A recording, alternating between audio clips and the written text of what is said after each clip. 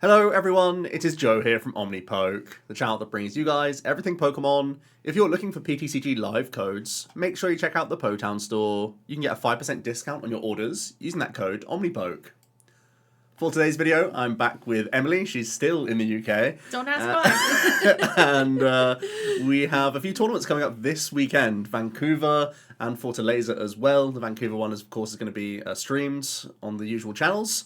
So we thought it would be worth going over our tier list post-EUIC. Yes. Some really exciting and interesting results there, of course, in all of the age divisions. And we have the day 1 to day 2 conversion to look at.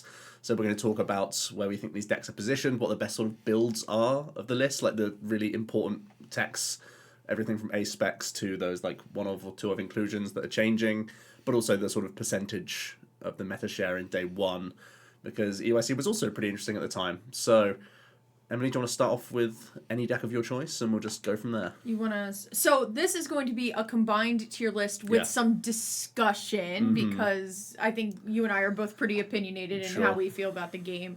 I think one of the things that's super interesting, if you weren't keeping in touch with EUIC, the top 4 decks stayed in the same exact spot from day 1 to day 2. So there's a very clear order of what works, but the question is, how does the player base essentially adjust itself from EUIC going back into kind of the regionals here? Yep. It's going to be the first time that North America is playing in this format as well. So as a caster for North America, I know I, for one, am watching very closely this weekend. But if we're going to start from the top down, I don't think it's any surprise at all. Now, I know there's a couple variations of this deck, but I do think Dragapult Dusknoir is going to be at the top of my tier list. I think it's just easily the safest deck you could go with this weekend. Yep, I think we're aligned on that, certainly. It's had a really good performance. Of course, there was some combination of Dragapults. We'll talk about the no Dusknoir as well, but of course Natalie doing so well with an approach that had 2 Dusclops and 1 Dusknoir, really big for the mirror, I think, and also for Gardevoir, so a lot of respect for the other stage 2s. I think that's an easy copy-paste this weekend, and still a really, really strong 60. And we know that the versatility of its damage counter placement just makes it a really difficult deck to play against. I think the majority of players are still like deciding that ace spec. Is there a reason why you would lean one way or the other this weekend with ace spec? It's kind of hard to say, right? So I really think hand disruption is such a powerful tool that we have, but I think it always goes back to, well, there are 2 cards that are so popular in standard format that kind of fix that math, right? One being Pheasantipity EX and the other one being Mew EX, right? I would still go. I think for me, I really love to throw my opponent off. So I, for one, as a player, prefer the unfair stamp route. Okay. But I do think Sparkling Crystal may have its advantage this weekend, and I might go a little bit more of a safer route and go Crystal. Yeah, I think the Crystal is better in Mirror, because sometimes you just turn to Candy High Roll with Arvens. Correct. And that just can wipe a lot of people off the board. Whereas the Stamp is more protecting yourself against aggressive decks. Sure. Definitely against Archaludon, I think it's a big, big card in that matchup. So if you expect more mirrors, I still think Crystal's the right choice for at least this build. For a Budu approach, I think you can get away more with the Crispin. Crispin's more powerful in that list anyway, because you want to weave in Monkey Dory. And you have, you're getting into Budu, right? So you have more turns. I think we may as well just put them both in our top 2. I think we both think these are the strongest decks anyway. It's just, I feel personally Dusknoir gives you more advantage in the mirror. Absolutely. Whereas the Budu can gives you more versatile matchup spread, I would say. Yeah, absolutely. I think you have more of a chance of hitting like that all, beyond good 6 prize knockout with Dusknoir line than anything else. But I think Dragapult in general as an archetype is flexible. You can play it the way you want to. And I think you have the tools no matter which one you play. As long as you're very comfortable, it should be a good kind of archetype that you go with this weekend. You can't really go wrong with it. Yeah, I think if you're looking for net decking, Natalie's 2nd place list or James's top 8 list for the Dusknoir build, and then the Dragapult straight build, we've got the Fernandez brothers, who got a win in seniors and also did well in one of the divisions. I can't remember. Yeah, but either way, they did really well that weekend with a straight build, but also Tord played a straight build. So there's a lot of really high caliber players playing this. If we're going to try and put a percentage on play rates, what are we thinking for a combination of the 2? If we're combining it, I'll just put it into one number. If we combine Dragapult together. So I'm really bad at math. I'll just start off. It got 18% at EUIC day one. Let's go with 18. You think sticking the same? I think sticking the same, personally. All right. We'll just go 18, but that's for a combination of the two pulse. Correct. So that's fine. We'll just do that. And do we think Dusknoir marginally more popular or pretty even? I think people really loved Curse Blast. Like, I think they really just loved the concept of it, too. So I think it is going to be Dragadusk. I just see the combo a lot easier. I like the setup a little bit more. The fact that there's always a threat on the board where you're constantly being forced to make a decision of, do I go after the Pult or do I go after the looming threat on the bench? That's something that I think will always kind of put players into like this weird conundrum. So I'm going to say Dragadusknoir. And for our Dragadengo fans or golden Pults, whatever we want to call it, just wait. Our time is coming. It's coming soon. Post-rotation. Yeah, just wait on that one. Yeah, I think so. I think another big story of the EUIC is that Miraidon, after a few wins on the bounce, failed to make top 8. Yeah. And also, pretty drastically failed. I think the highest placement was just in top 32. So where do we want to place this? Do we think its positioning is different? Are we going Miraidon next? Yeah. Here's the thing, right? So as the resident Miraidon player in the room, like, I think more so with a lot, right? I've seen a lot of Miraidon players hit every terrible matchup in the room and then go 0-3 drop. And then I've seen Miraidon players who hit every Lugia in the room or hit, their turn 2 amps or their opponent's brick, and then it's just the deck runs hot. I think people were prepared for Miraidon at EUIC. It's still a great deck, I personally think, but I think people are like, hey, once you get up to, for example, a Dragapult, right? You can Raichu, of course, but reestablishing that Raichu multiple times without giving up too many prizes from Magneton's Overvolt Discharge, it's just a little bit unreliable. I would still say I would put Miraidon, personally, for me, at the lower end of A. It wouldn't exactly be like my... I would play it going into this weekend because that's the deck I'm comfortable on and I've played it. But if you are a master of multiple decks, this should be on the lower end of what you play. Interesting. Even with a lot of people leaning Lost Box. I know we're going to probably talk about Lost Box and Guardian stuff, but once we're hitting our Archaludons, it's a little bit more difficult because once they get that, the Turo loop, the Cyclone loop started, it gets really difficult. I think Lugia is going to fall off personally, but I don't know. I would put Miraidon in A. I'm not exactly, I'm not a believer right now, but my mind could easily change. There's always that one player who takes it all the way, right? Yeah, I think the Pult matchup isn't the most favoured, and I think, Archaludon, you need to be drawing on all cylinders. That Gardevoir that we thought was almost in a tug-of-war with Dragapult has probably lost that tug-of-war a little bit. So that was like one of the boasts of Miraidon, and like pre-EUIC there was still hype for Lugia. It was the 5th most popular, this is Lugia I'm saying, at the EUIC, and that's probably falling out of the top 6, I would imagine. Super. So it's a less favourable position for Miraidon, but it still has its consistency at its own back. Is there any thought towards the A-spec? Are you sticking with the box, or are you thinking about Azul, who's gone towards Prime? He's played both builds now. I love an aggressive deck, okay? Let me tell you, as somebody who's been the Miraidon player for a long time, Secret Box definitely has its advantages, but I can't say that I'm ever going to say no to Prime Catcher. I still think Prime Catcher is the best A-spec in format. It's another Gust you can search off of.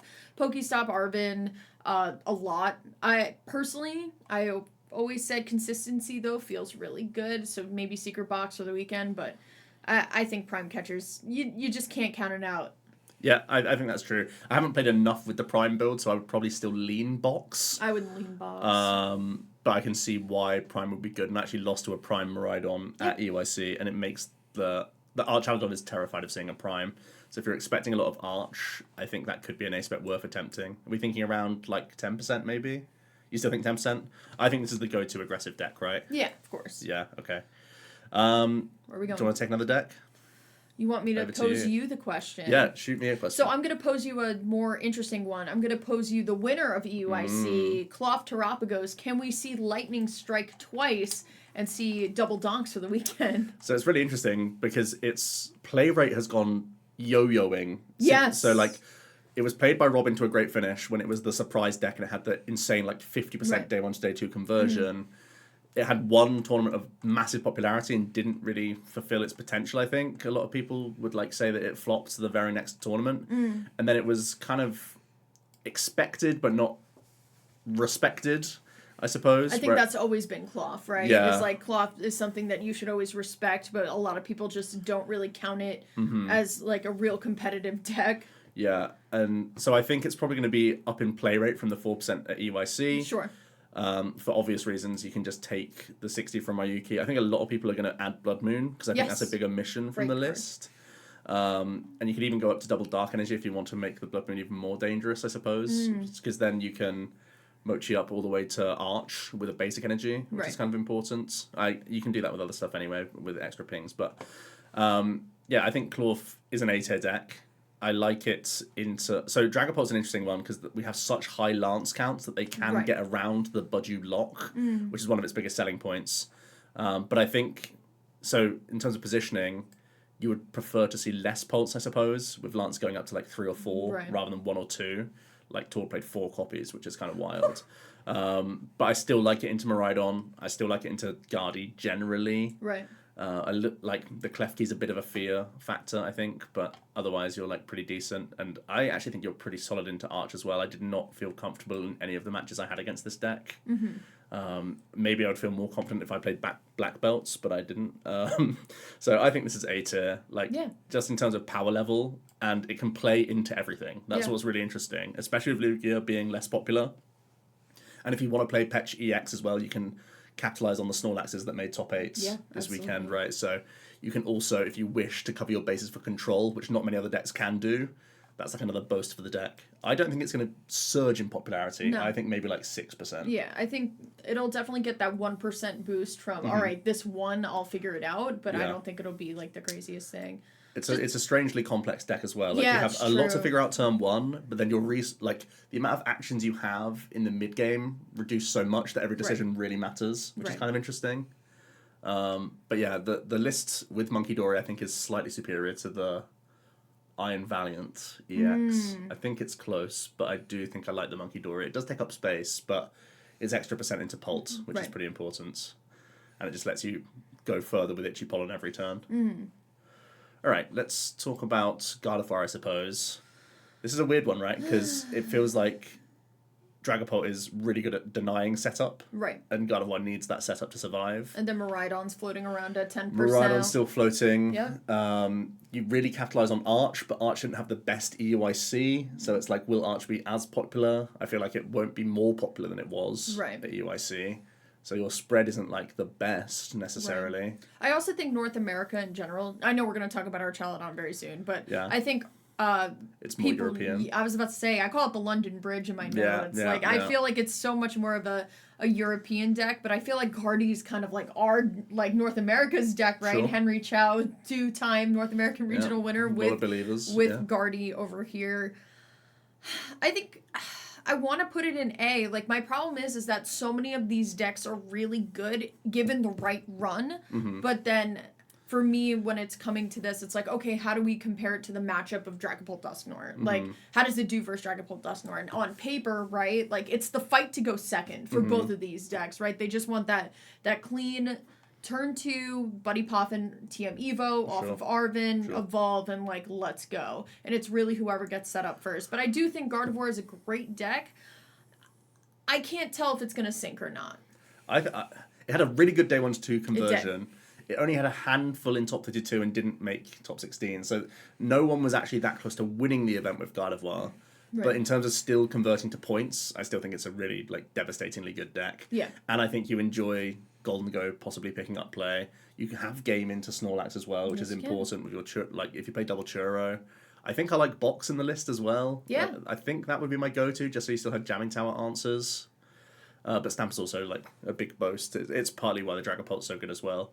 I think it's still an A tier. Yeah, I think it's still A. I don't want to reinvent the wheel here because it's still such a good deck. I'm gonna go top of A. I think actually. Yeah, top of A is fine. I still think it will go down in percentage though. I think like 9%, something like that. That's so fair. it was 12% at EUIC, and I think 9 is a fairer shout. Where there's still going to be the diehards with it. But it's definitely like less on the radar and will probably be less teched against. I feel like people were going for can I beat Pult, can I beat Guardy as their like choice for EUIC. So I think that's more shifting towards like, can I beat Pult? What are my answers to Klawf? Like, oh, do I have to take for Snorlax because 2 made top 8? Like, those are the questions people are thinking about right now, which means Guardi's like a secondary thought, which is like a good position for Gardevoir. Right. Okay, we're still going through the top stuff then. I suppose we should talk about Lugia, because this was the 5th most popular in day 1. It fell off the day 2 graphic, so had a pretty mediocre conversion, and really didn't get close to winning the tournament either. Not many high placements at all. I think it was 1 in top 32, if I recall correctly, or maybe just outside. Yeah, no, 1 in top 64. Yeah, that's really poor, actually, for a conversion. So it wasn't popular in day 2, and it also, sunk in day 2, I suppose, for the most part. Yeah, it was the 7th most day 2ing deck, and yeah, not high placements. Gonna be real with you, Joe. Yeah. I'm gonna put Lugia in B. Because B tier is my one last ride tier. Okay. Because this is the last North American regional before rotation. Rotation. And it's the same for everywhere, I think. It's the last Australian, European, and Brazil. It's my I think Vancouver especially, I remember going to last season to the funeral of Mew. That's what everybody was calling it. Where people were coming in suits. Oh, you know dear. what I mean? Vancouver, it's a beautiful city, and I hope everyone enjoys this weekend. It was a great city. I loved it a lot. Funny. But I feel like that's where everybody goes pre-rotation, get their last licks in with their favorite deck. You know what I mean? So I just... Lugia, for me, as somebody who played Miraidon at EUIC, if I had seen one Lugia, it would have been my dream. But a lot of people were dreaming to see it, right? I played 3 mirrors instead. Yeah. So, I still think it's a great deck in theory, right? Because most decks want to go second, and that you want to go first. You get to go first, right? But then Bud you lock, and then, you need that Ultra Ball double chops, essentially guaranteed first turn 1, so you can... go all the way without having guaranteed, but the problem is it's just like we'll see where it kind of lies. But I just think Lugia, you're gonna fly high anyway, right? Like if you're planning to go say goodbye to your favorite deck at Vancouver or in South America, like go ahead, you know what I mean? But into this field itself, it might be a little bit more difficult, even with Regidrago, right? Yeah. Even with Jewel Breaker, I think the attack is. It's a great attack, but the problem is, I think Budyu just kind of comes in and is just like, no items for you. One thing I'm surprised I didn't see in terms of creativity from Lugia was a quad Carmine. I was expecting a full Carmine plus Squawk build that just said, let me get there before I get locked. Yeah. I think that's still a really interesting space, but I don't know if people can be bothered to try with Lugia anymore. You know what I mean? I think, like I said, if you're going to Vancouver or the other regionals and you're saying, Fortaleza, thank you. Yeah. And Stockholm. Yeah. Yes, it's just, if you're playing Lugia, you're getting your last ride with your deck in, and I salute you for that. But that could not be me this weekend if I was going. Absolutely not. And I think 5%. I'm with you there. I think it is those ride or dies salutes going out. I think you could say a similar. I was about the same thing for Lost Box too. I think I do really like Grant's list of Lost Box. Yeah, it has a lot of respect for Budyu. Yes. In that it played Jet Energies and it played Crispin to still get you going under item lock. I feel like you could even try and weave in Monkey Dory. So I'm going to say it again. I'll be honest with you. Lost Box is my sleeper pick. I think somebody is going to do really well with it just because of the text you're saying, right? Just because of the Jet Energies, just because of the Crispins, right? And we want to be playing something like a Pikachu EX in there to be able to hit those high damage outputs. You also play Regigigas in this one as well. I think the strongest soldiers here are definitely going to be going for the Lost Box strong soldiers. They're going to be playing the builds with it all, right? So Iron Hands, Blood Moon, Ursaluna, Pikachu, Sableye, Cram, Regigigas, Greninja as well. Oh yeah, this is the funeral of Radiant Greninja, we're being honest. But it's all of these, you want to play all these attackers. You just want to have options, and you just really hope you don't get turn 2 amped because setup feels really good. Don't get turn 2 Phantom Dived. You'll be fine. Play your Comfies. Go Flower Select for the last time. I'm with you there. Oh, yeah. 4%. 4%.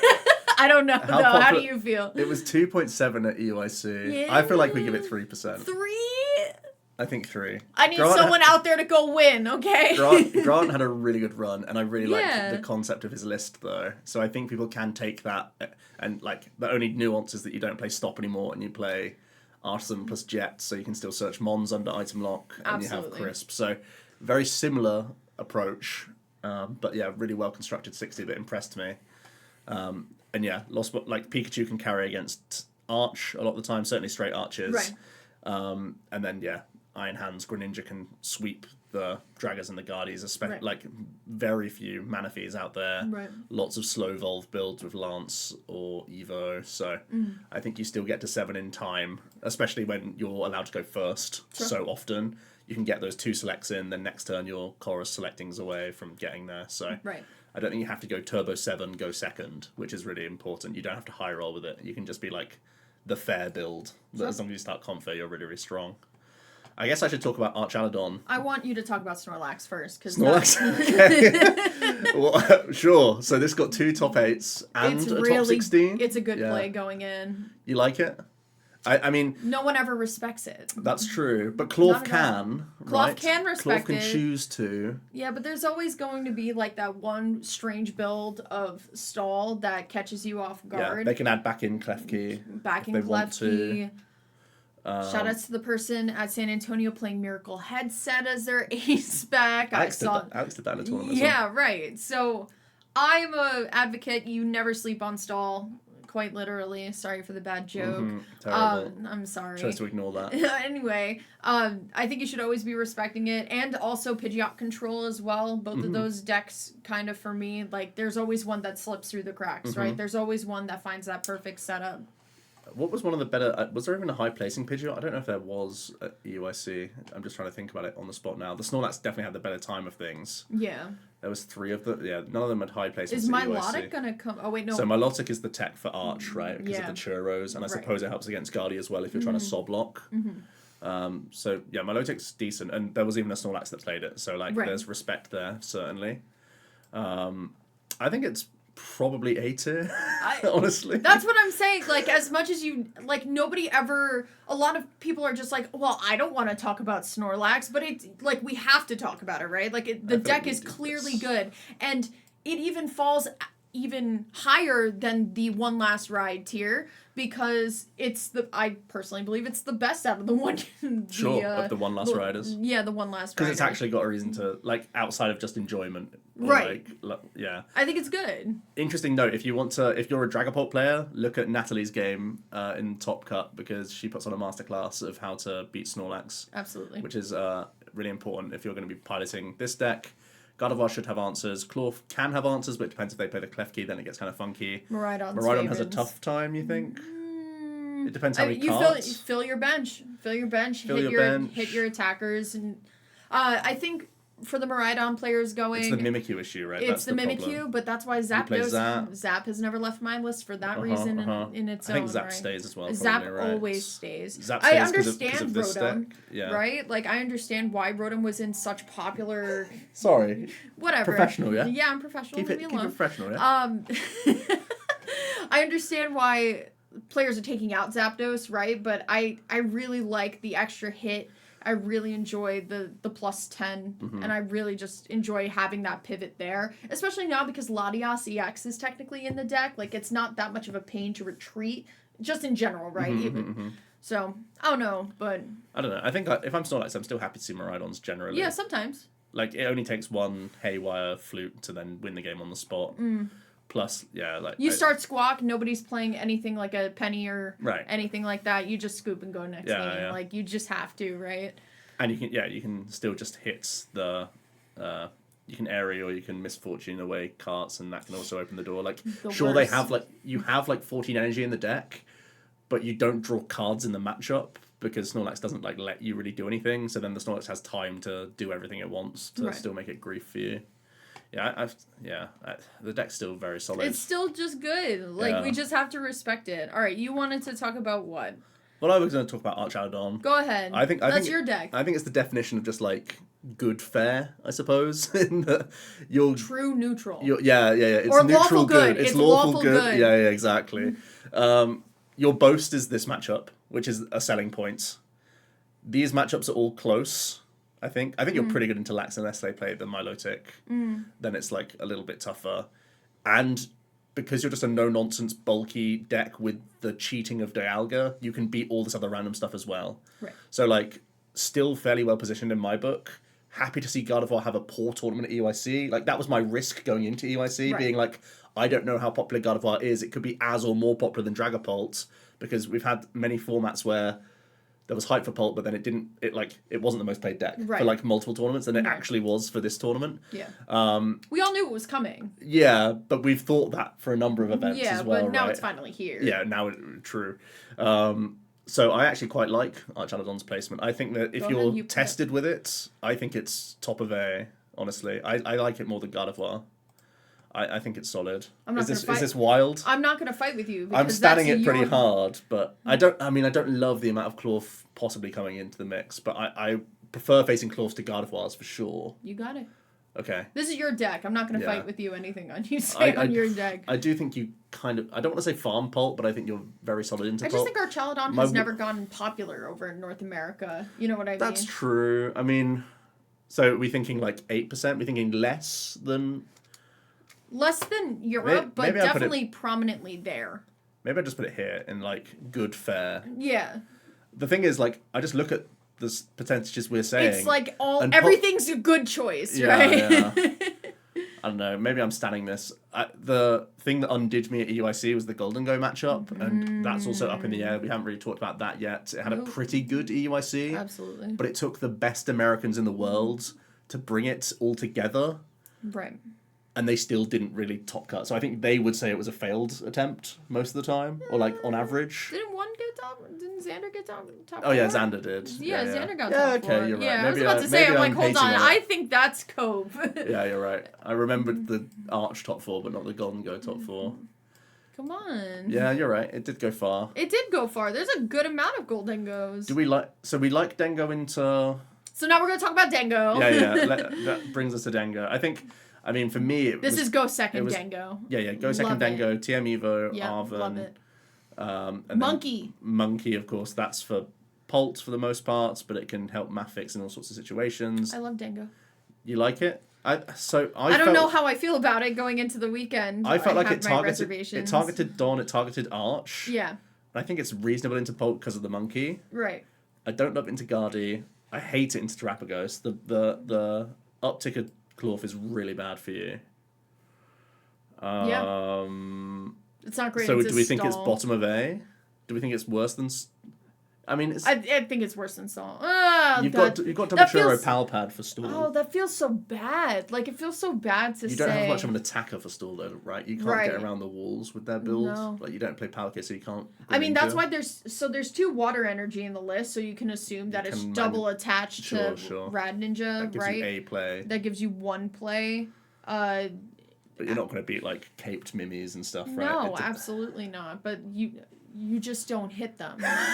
It's a great. That's point. how you do it. You just it's only 3%. That's what we've said. I'm gonna let you guys know. All you guys have to do is just not hit your bad matchups, and you'll win.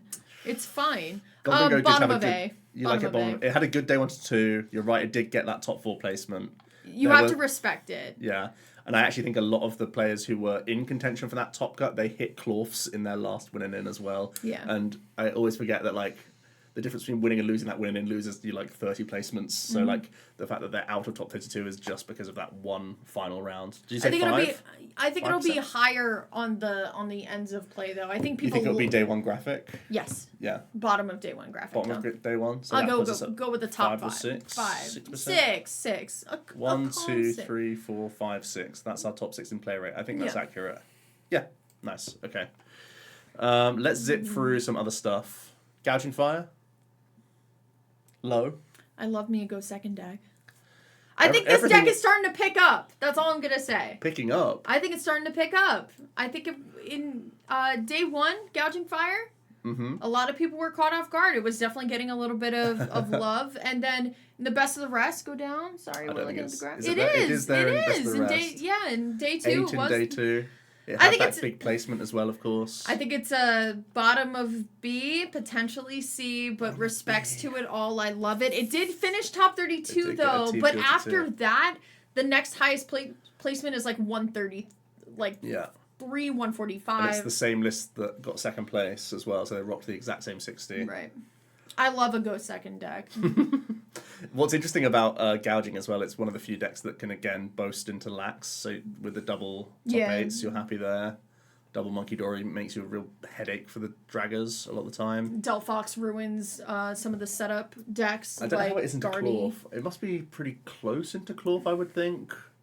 They have, because obviously Klawf's actually a good attacker in the matchup. It can deal with Fairs, it can deal with Squawk.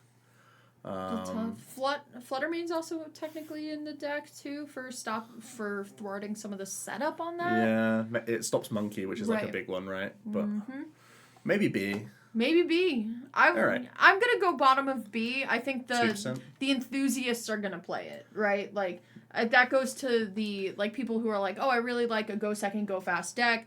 I'm not gonna play Miraidon, so I'm just gonna play Gouging Fire instead. It's technically one last ride as well because you lose Basin, and that's basically like the lifeblood of the list. Just change B tier to one last ride tier. Yeah, exactly. And speaking of one last ride, let's talk about Regidrago. Give me the water while you talk about that, though. Go ahead. So Regidrago didn't have the best tournament either. It wasn't popular, which surprised me. I thought there would actually be a small contingent of believers still. There was a handful of players, and yes, it got a few top 32 placements, and they were basically 17th is pretty good, though. Yeah, they were mostly unchanged lists as well. I think they added Buju, and then Lati for their bit of respect for Buju, but they weren't going crazy on Crispins or making big concessions in their list. So, question for you. Just because we're currently, if you want to kind of follow along with us, we are currently looking at the 20th place list for Regidrago V-Star. There's a Lost City in there. Yeah, we're seeing a lot of Lost Cities. In your stream game, we saw Lost City. I think it's a Gardevoir tech. Sure. Yeah. I personally love me a Gardevoir tech. Night Stretch is in a lot of decks, but I think it's that's pointed to Guardi, I think, specifically. In a format that Budu doesn't exist, does Regidrago still compete with a top deck like Dragapult Dusknoir? Yeah, of course. But you just think Budu is just no? Yeah, exactly. Okay. So, anyway, if you want to play Regidrago V-Star in one last ride... One last ride time? Yeah, one last ride tier. I'm putting it above Lugia, though. Listen, you get there. I'm giving it 2%. Just don't hit Budu. They're prized. Don't worry about it. There's actually not that many matchups that are Budu. Right. It's Klawf and it's Pulse. Yeah. I think Klawf is horrendous. It was already a bad matchup pre-Budu. Now I think it's unwinnable. Ooh. That's a strong opinion. But I think it's really rough. It was bad before, and now I think it's very bad. And Dragadusk, I think, both Draggers, not the worst, but I think they generally come out the gate swinging first. Sure. So they're not railroaded by the Kieran they used to be. So yeah, I think that's tough times for Drago. I'd be surprised if it had a great result. We kind of touched on Pidgeot. Where are we going to put this? Does it matter where we put it? Because the Ride or Diers will just run it anyway. I feel like it's hard to play this deck. And it's Pidgeot Control is a 3,000 IQ level deck. Yeah. I'm really tired. The benefits aren't even there, right? Yeah. Because I feel like Snorlax is such an easy, obvious, let me just do this instead. I think Sob is slightly better than Block. In terms of what you beat with that attack versus just the ability. Mm-hmm. But you're still kind of just same win cons for the most part. Right. You're a bit more versatile, but next format everyone's going to be a control player very soon. Mm-hmm. Next format, I think it's pretty good, but I think everyone is just going to lean towards their Snorlax and then just, use their Rotom Vs for the last time and, instant charge over and charge over. It up. Let's go. Not saying Pidgeot Control is a bad deck. I think it's just a weird deck for this tournament in particular. And generally, Dragapult being this popular and Buju Klawf being like more popular, I suppose, that's both problems for Pidgeot. You need to candy to play the game, and Dragapult can deny that better than anything, and so can Klawf, so that's a problem. I'm quickly going to rag on Ancient Box, less Gardevoir, and that was one of the boasts of it. I think going into EUIC, it's not great into Arch, it's very balanced into Pulse, I think. Miraidon is a boast, I would say. Gholdengo is a boast. Mm-hmm. Snorlax is okay unless they play Klefki, and now they have a reason to play Klefki because of Klawf. So you're probably losing percentage there. Mm-hmm. And then you're just jank as well, so you'll lose long game ones and know that you can only tie. So I'm going to give it maybe even 1%, because I think if you were going to play it, EUIC was the time to play it. Oh, interesting. So I'm not even going to give it the one last ride treatment, I don't think. Because I think its positioning is worse now. Right. I'm also going to rag on Ceruledge while we're here. I actually think this is a fake. I think this is fake. This You heard it here first on OmniPoke. Joe Bernard thinks Ceruledge is fake. Yeah, fake deck. Why do you think it's fake, though? Well, it is terrible. it had 3.4%, and I think it's win-conless in the format into the top decks, outside of randomly Palkia turn 2 cheesing these. I feel like all you do with Ceruledge sometimes is dump, dump, dump, boss, boss, boss, and then you're just hitting too much damage at that point to really, like, get it done. I think... I mean, Miraidon is better, Dengo's better, and both more consistent, I would say. And, like, Miraidon farms Ceruledge because you have to Squawk. Right. You don't need to Palkia, but if you don't, you're just 260 is such a weird... Or 270. I can't remember. 270, yeah. 270. 270 is such a weird number to hit, though, for a lot of, like, It is. Decks. But I think you have the manip in the Dusk. And listen, if you think Ceruledge is bad, all right. Yeah, not a believer. Not a believer. I gave this a good, honest try as well. Like this, I tested this for a decent amount of time. And then what happened? As like I just realized it was like gimmicky, and there's like more concrete ways of playing other decks. Like you can't really weave in disruption cards very easily. Right. You're so heavily tied to boss, and like it really comes down to opening turn consistency, and you're playing like 19 energy, so that's a problem.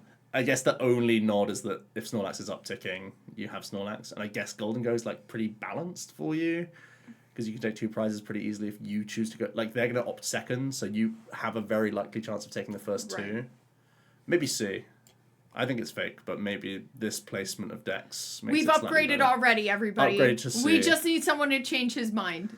I don't know about that one. Let's talk about the deck that I played at a challenge and got second to you at. Go. And that's Raging Bolt and Teal Mask Ogre Pawnee EX. I have a soft spot for this deck right now. It was definitely in the best of the rest for day 1 at EUIC. Just below 4%. And then at the tippy bottom with how many players playing it? 8. At 8 players who made day 2. This deck is still, when you can really fire off, it's great, but it's so matchup dependent because if you hit that Gardevoir, it's such a tough map to get around. But I think, for example, you were very scared as I was playing Arch still.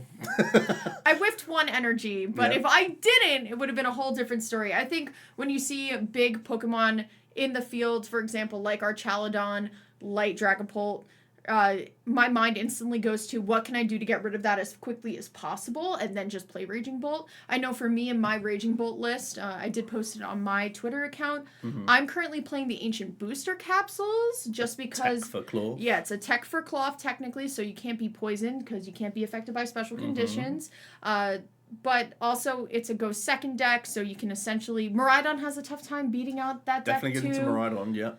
I'm going to put it at a high B. And just... I like it. And say... I'll put it just behind Lost. Sure. And just say, you know what? You're going to go second. You're not going to hit a single prize matchup. And you're going to have a great time. Please play your Slitherwings, though.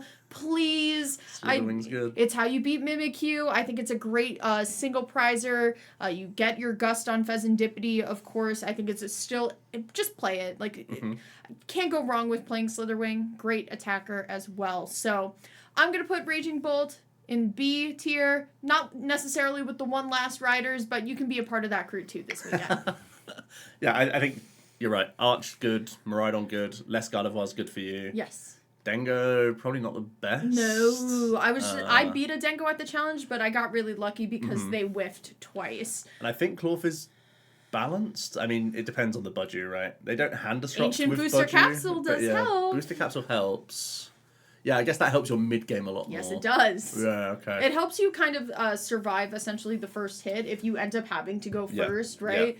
Yeah. And then, 240 is pretty easy for Klawf Pagos to essentially go in and hit. Interesting. So going up to 300 as well also feels really good. No status conditions, so they're forced to gust every turn, and they don't have it like that. And actually, I know that Stamps are worrying in its own right, but you normally have Burst Roar at least available to you. Burst Roar, yep. And...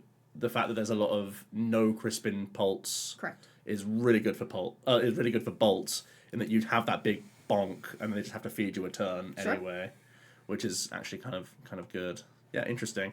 And then we somehow have just left the Charizards to go. The one here is going to be Charizard Pult, which did get that 9th place finish at the EUIC. I really like this deck. This is my favourite way to play Charizard. It's just that I feel like it's weak into the Dragon Mirrors, which is your big risk. But I think the Charizard, absolutely hard carries, like Miraidon. I think it's a real problem for Klawf as well, generally. Do they have the reach? They need to do, like, Kieran shenanigans. I feel like North America in general, like, we haven't seen this kind of infiltrate, right? So, like, Jesper was trying to put me onto this, like, quite some time ago, and I played it, and I was like, this is the clunkiest thing I've ever really felt. I can't do this right now. Kind of psyching myself out. But we've been playing it in our post-rotation party, and I've been liking it more and more. Zard in general is always going to be, when new players come to me and they're like, what deck should I pick up? I always tell them Charizard, right? Like, Zard makes the opponent play well into you. Yes. You just become a problem. Like, this guy is just a problematic... It gives you a very clear, like, what you should aim for each turn, right? I think Zard Pult feels like a level 3 expert class. I think if you're able to really understand how to fight into a lot of these other decks, I don't think it's necessarily a bad idea, because like you were saying, you can essentially just, choose your fighter, right? You can Turo up a damaged Charizard, you can Turo up a damaged Dragapult EX. You have a couple of options here. I think this deck is great soon. Okay. Maybe not for this weekend. I think this might be a little complicated for this weekend. Are we going to randomly jam it into B tier despite it not being I think Zard's always good. I think okay. Zard is always good. That's the thing, right? I think Zard always finds its way, but I don't think it found its way too much at EUIC, right? I mean, this list had a really good run. Jesper and Oscar both made day 2, and it was played by literally the handful of believers. So its conversion was good. I like the elements of the deck as well. It's just from a meta placement, if I think the most popular deck will beat you, that's pretty bad, right? And I think a lot of the best players will play Draga or Draga Dusk. Right. So I think I probably just have to put this, like, B. Bottom of B. I think Charizard has just, I think it's better than these decks. Oh, for sure. I think... 1%, because I don't think it's going to be popular. Yeah. It's so interesting because the numbers, right, are all around where it's like... not saying that, like, Gardevoir or Snorlax, for example, with a 3% meta share is a bad deck to go into the weekend. It's just that if you weren't playing Snorlax style before, you don't really, like, have the urge to play it now, right? But it's definitely the best of the one last riders. I think we were talking about it, like, if you're going to Vancouver, wear your nicest outfits for the funeral of Lost Box Lugia, Regidrago, and some of the pieces of Miraidon. Like, Miraidon's completely changing. It's not necessarily, going off the map by any means, but I think people are more so, if they're lightning enjoyers, they're looking towards Iono's Belly Bolt and Raging Bolt EX that way. So don't fleet foot under Spiritomb and Fluttermane like I did twice at EUIC. I'm just going to weave in the last step before you do a signing out. Do you think, so the last debate is Charizard a one last ride, or is it worse than that? Because it had a terrible EUIC, its meta placement is pretty poor as well. I think it's probably the best of our C. You think it's in C? Yeah. I've always ragged on this deck, though. I just think it's so good. How could you just say the Charizard's a C tier deck? What are you good into? Arch? Dawn? Players who don't know how to gust? You're good into Arch and Dawn, right? I don't like any of these other matchups. Maybe Dengo. Because they don't play Palkia. I think Charizard play rate will be down because I think Miraidon placement will be down. But I think there's always going to be someone playing Charizard. B. That gives us 82% total for you guys. Close enough. I'm covering it. But yeah, there's always the other as well, right? So we're probably a little high. Frostlass, Monkey Dory, Greninja players, wherever you are, this is your chance to sign. This is your chance to shine. My rogue pick is Palkia Dusk as well, I think. That's your rogue pick? As well. Yeah. Palkia Dusk, Nor. Yeah. I really... Is it weird to say that, like, I want to see a Lost Box do well for the fun of it? Cool. Like, I think it would be really... It started so hot. It did. Stayed until rotation. Like, that's a pretty cool story. Get your Palkia, your subspace swells out, your Chronoses, and... My goodness, it's just crazy to think that this is the rotation I essentially started playing on, like, through Brilliant Stars. So it's like, what do you mean I can't use, like, the same decks I've been playing ever since I started playing? I know, that's weird. But for someone like you, you've been through many Been there, of these. done that. Yeah, I don't get attached to it. Put them in the bulk bin. It's fine. I've already done it. I've already put them in a box. It's true. We have 7 post-rotation decks built. There we go, though. That is our tier list. It's probably one of the last times I'm doing a video in the current standard format. Oh, I'm honored. I know. But yeah, we're going to be doing post-row, and that means we're going to be streaming and doing more battles and coming up with lists. And the set review and the rotation video, that's all coming. That's going to be new, interesting stuff with good editing and flashy things. So and I'm not in that one. And you're not in that one. Jack's back, so yeah. Right, thanks for watching. Let us know what you think, and see you for another video soon. Cheers.